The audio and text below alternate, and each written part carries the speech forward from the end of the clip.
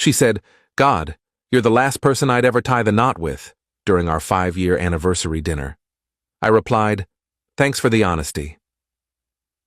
When she opened the velvet box I left on the table, it wasn't the surprise she expected.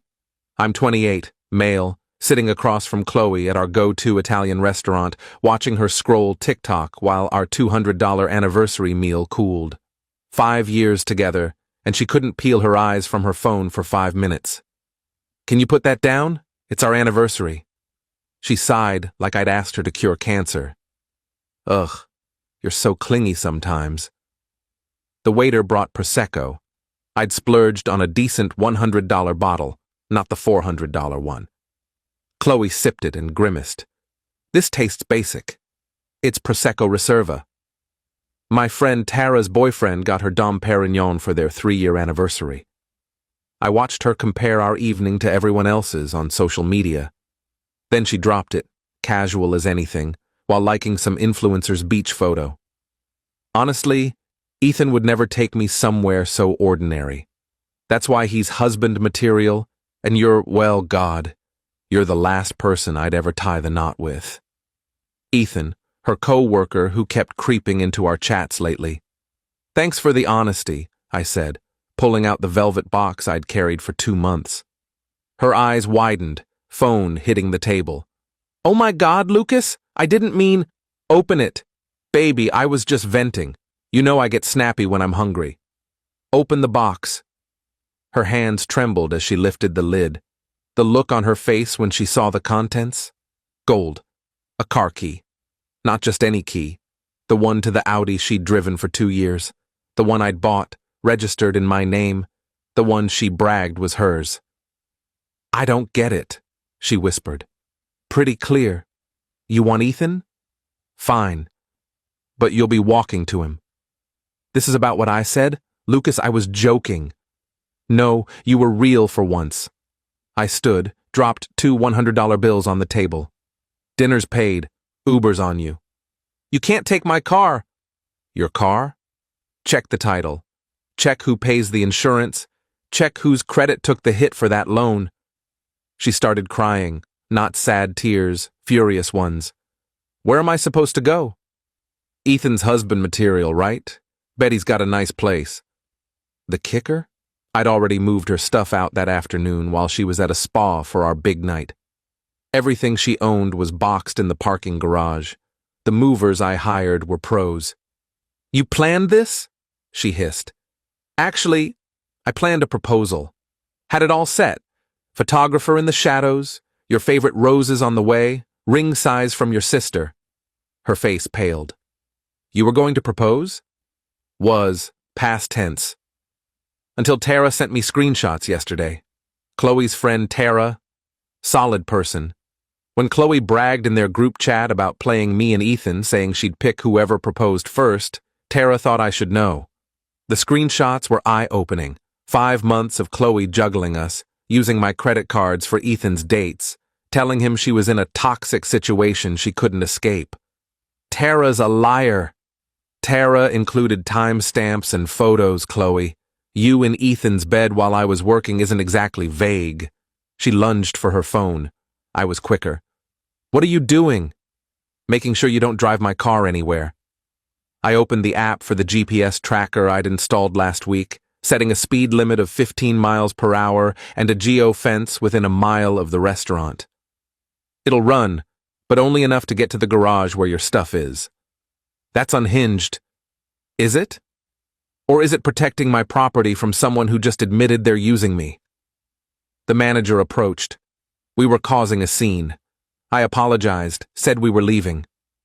Chloe grabbed my arm in the parking lot. "Lucas, please, let's talk. 5 years. 5 years of what? Me funding your life while you shop for better options? I love you. You love my bank account. Big difference." I got into my car, my real car, not the Audi.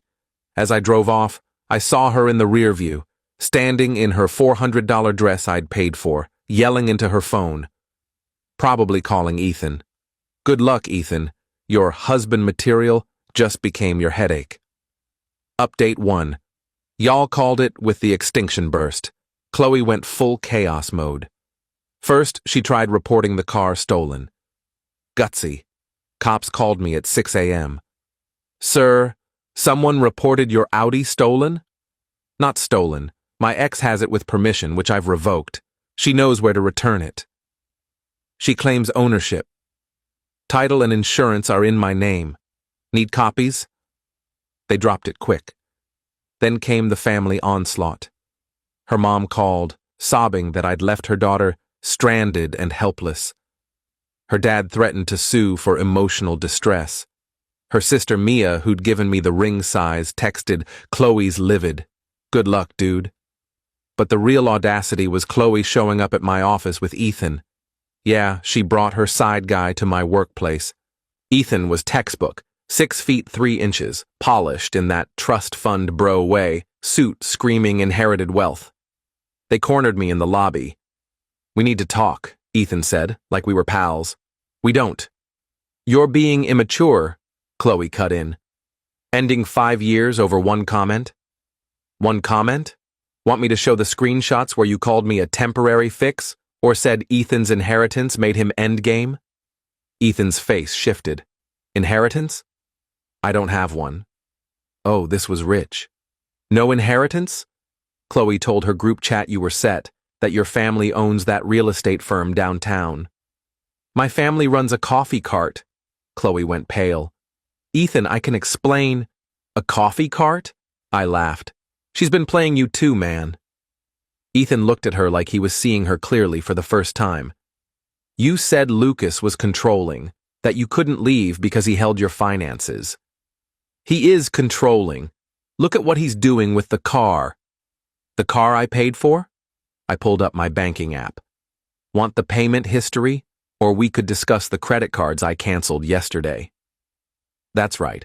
I'd cut off the supplementary cards she'd maxed out on Ethan's dates and gifts she claimed were from her thriving influencer career. "You don't have a career," Ethan said, voice rising. "You said you were a brand manager." "I'm in branding," she insisted. "I promote fitness shakes on TikTok," I clarified, to her 2,500 bot followers. Ethan walked out, just turned and left. Chloe tried to follow, but security stopped her, screaming in the lobby, "Gets you banned." She waited outside for 3 hours, sending 92 texts from, "Please talk to me," to, "I'll destroy you," to, "I know you still love me." I didn't reply. Instead, I repurposed the photographer I'd booked for the proposal, non-refunded deposit.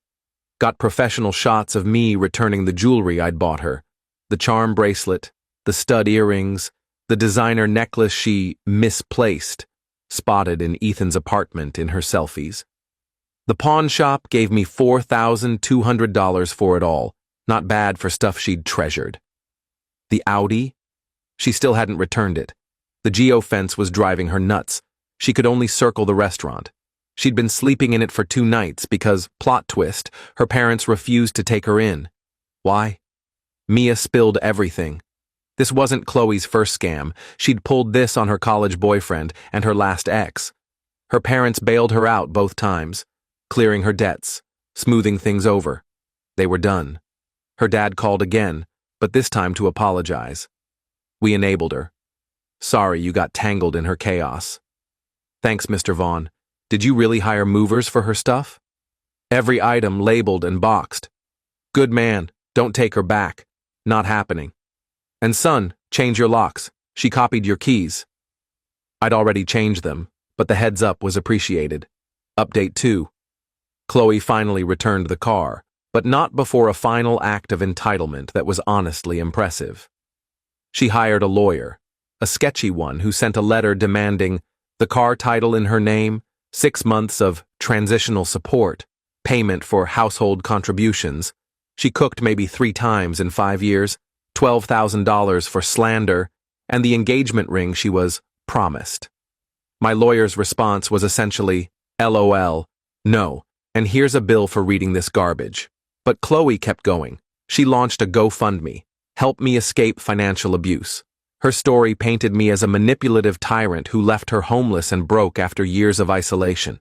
She raised $60 in 3 days. 2 donations from obvious fake accounts she made, Hope Giver and Truth Seeker. The comments roasted her. You were on TikTok nonstop. How were you isolated? Didn't you post about your boyfriend buying you that car last year? This the Lucas you called a placeholder? Screenshots don't lie, sis. She deleted it after someone shared Tara's full screenshot collection. Then came the desperate move. She contacted my ex, Sophie, trying to form a victims club. Sophie sent me the messages with laughing emojis. She thought I'd bond over you being toxic. Dude, we split because I relocated for my job. We still swap memes. Chloe's delusional. The final straw? She tracked down Ethan at his family's coffee cart with a sob story about me manipulating her, turning Ethan against her, and ruining her life. Ethan's mom threw iced coffee at her, not hot, but still. The disrespect. Ethan texted me later. Thanks for the warning. Dodged a missile. Want a free latte? I took him up on it. Great coffee. We're not buddies, but there's a strange mutual respect. We both got played, but he only lost a month to her nonsense. I lost 5 years and a credit score dip. The best revenge? I didn't have to do much. Chloe's entitlement did the heavy lifting. Per Mia, she's crashing with a cousin who charges rent, working at a telemarketing firm. Karma for all that phone time. Ethan blocked her everywhere. Her TikTok hustle tanked after the screenshots spread through her MLM circle. She's dating some new guy who thinks she's been through hell. Poor guy. Final update. Closure came in the oddest way. I was at the gym. Yeah, I'm that guy now. Breakup gains are real. When Chloe walked in with her new boyfriend. He looked straight out of a How to Spot a Sugar Daddy guide, mid-50s, faint wedding ring tan line, shirt unbuttoned too far. She saw me, froze, then, because she's Chloe, strutted over with him. Lucas, so nice to see you doing well, she said, fake smile on. This is Victor. Victor, my ex I told you about. Victor offered his hand. The controlling one? I laughed. The one who funded her whole life? That's me. Lucas is just bitter, Chloe purred. I'm in a better place now. Congrats. Hey, Victor, she mentioned Ethan yet? Victor's jaw tightened. Who's Ethan? Nobody, Chloe said, gripping his arm. Someone Lucas invented to split us up. I pulled out my phone, still had Ethan's contact from the coffee cart, called him on speaker. Ethan, it's Lucas. Quick question. Did Chloe date us both at the same time? Yo, Lucas, yeah, for like 5 months. Why? She's here with a new guy saying you're fake. Bro, tell him to bail. Also, we've got a 2-for-1 cappuccino deal today. Thanks, man. I hung up, looked at Victor. Good luck. Victor walked out. Chloe tried to follow, but he was already in his Lexus, speeding off. She turned on me, full meltdown. Why do you keep ruining my life?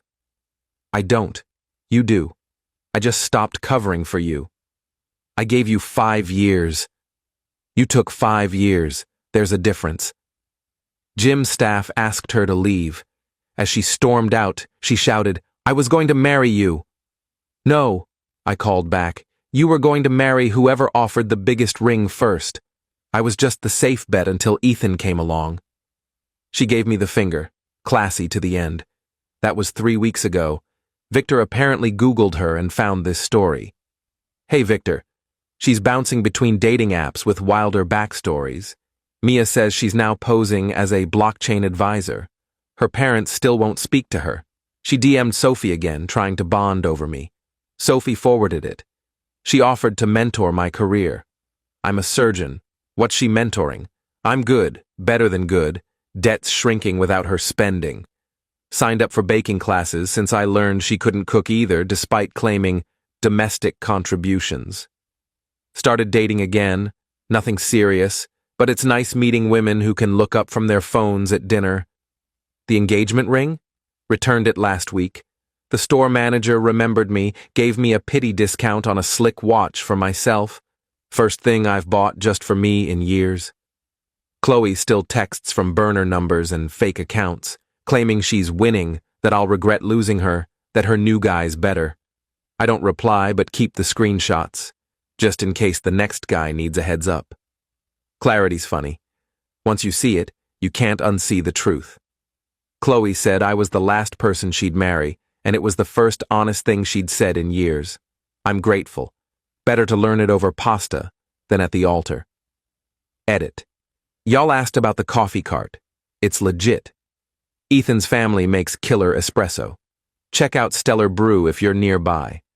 Tell them the Controlling X sent you. They get a kick out of the story.